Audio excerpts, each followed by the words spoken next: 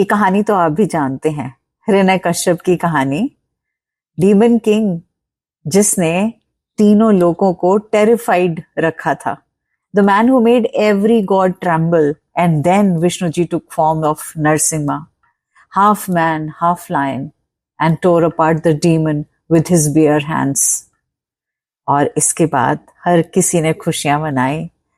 पूरी सृष्टि, पूरी कायनात बहुत खुश हो गई। बस ऐसे लगा this is the end of the great war. But अगर मैं आपको बताऊं, well, this was not the end. अगर मैं आपको बताऊं, हिरण्यकश्यप के गिरने के बाद कुछ और भयंकर और टेरिफाइंग होना शुरू हो गया। What if I tell you that Vishnu ji himself became that threat to the universe? And yes, that only one being in all of the creation had the power to stop him. Hanchi, there was someone, only of someone who could stop him. आज मैं आपको एक कहानी सुनाने वाली हूँ। ये कहानी जो शायद लोगों ने अक्सर यहीं तक सुनी, हिरण्यकश्यप का खत्म होना। लेकिन उसके बाद क्या हुआ, नरसिम्हा की विक्ट्री के बाद क्या हुआ, से आगे की कहानी आपके साथ लेकर आई हूं। This is the story of Narasimha versus Sharabha, the story of the day Shiva took the form that even the gods had never seen before. So let's begin this beautiful story. Every single being in Brahmand, the entire cosmos, was celebrating. The gods were dancing in the heavens. Common people on the earth were weeping with relief. Even the 5 great elements, earth, water, fire, air, and ether, seemed to rejoice.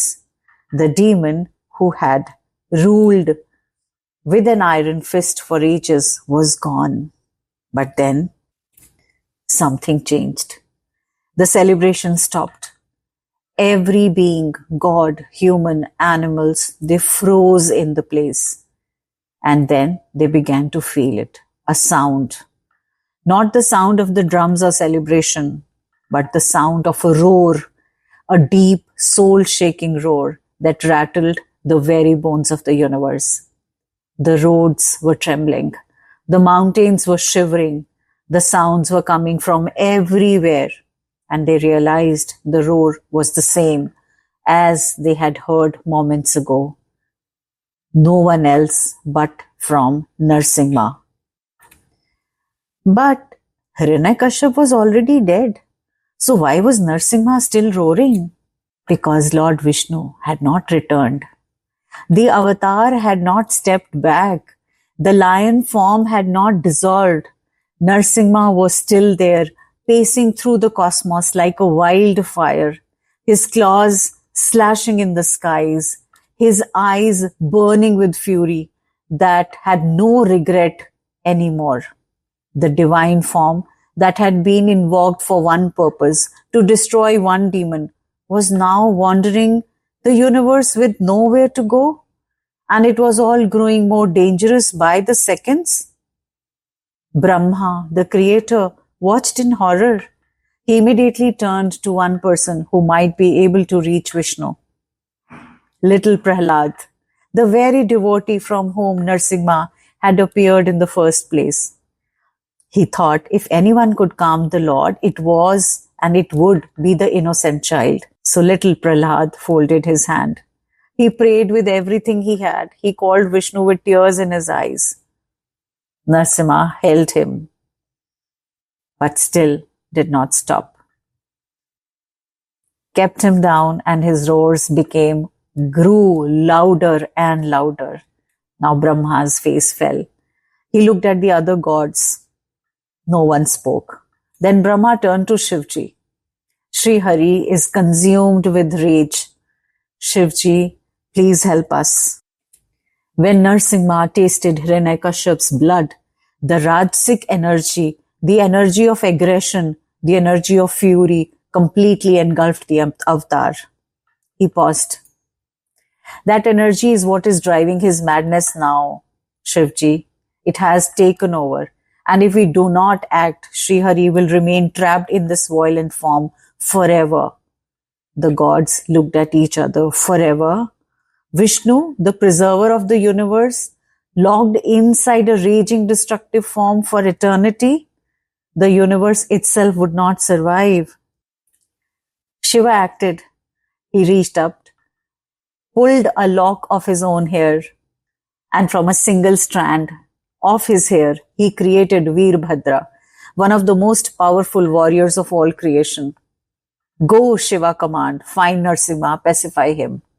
Veerabhadra descended into the chaos. He found Narasimha tearing through the cosmos like a storm with his teeth, claws raging around the stars, roar shaking the entire galaxies. Veerabhadra did not attack. He stood before the avatar and spoke. Lord, please calm yourself. You are Vishnu, you are the preserver, the one who has taken avatars across ages to protect Dharma. And Narasimha was born of that very Dharma. Lord, this avatar is just a mask. It's just a form. Do not let it melt into your face. Do not let this savage you. Cast it off. Return to who you truly are. For a moment, just a moment, it seems that the words were reaching somewhere. And then Narasimha left. Its claws raked across the sky. It launched itself directly at Veerabhadra. Veerabhadra staggered back. He had no choice but to retreat, because fighting back meant fighting Vishnu himself. Even the warrior born from Shivji's own hair could not win that battle. He stepped back, defeated, helpless. The sun began to disappear, not because of the clouds, not because of the night. Something was blocking it. The moon faded.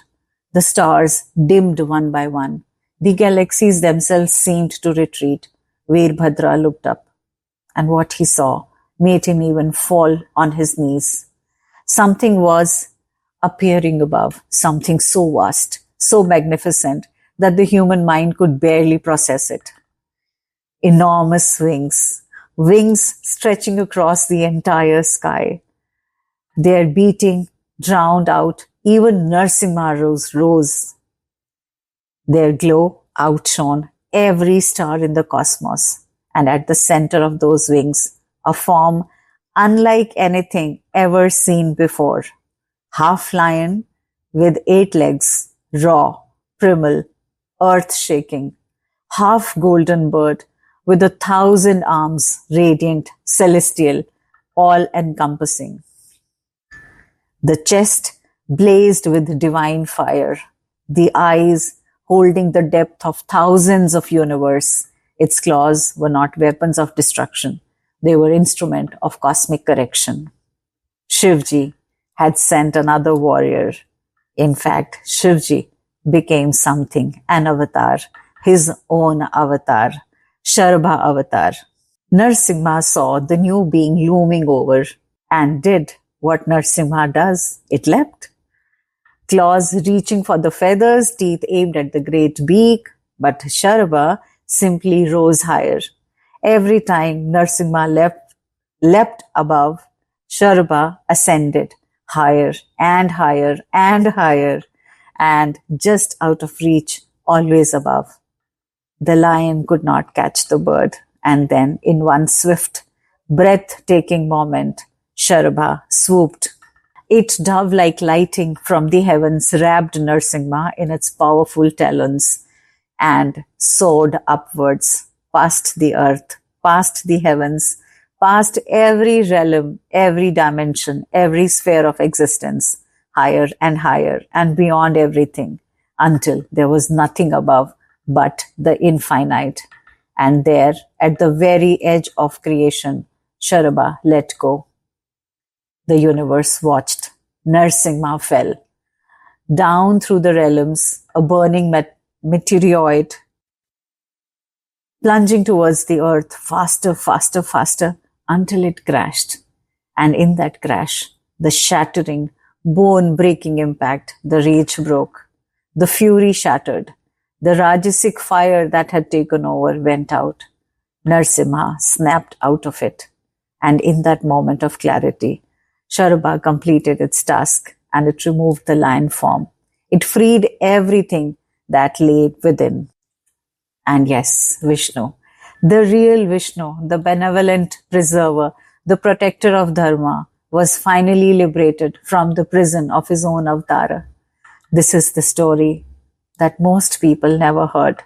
We all know Narasimha. We all know that the victory over Hiranyakashipu, but we rarely ask what happened after that. The story teaches us something very profound. Even the greatest power, if unchecked, can become danger. Even a form born of righteousness can turn destructive if the fire within does not cool. And sometimes it takes something bigger, something that transcends both destruction and preservation to restore balance. Shiva did not fight Vishnu, he freed him. That is the nature of divine trinity, not competition, not opposition, but completion. If you found this story as fascinating as we did, make sure you like and share this video, because this is just the beginning of our mythological series. There are so many hidden stories from our ancient texts, stories that will change the way you see the gods, the cosmos, and yourself. Hit the subscribe button so that you don't miss a single one. Until next time, Jai Shri Hari, Har Har Mahadev.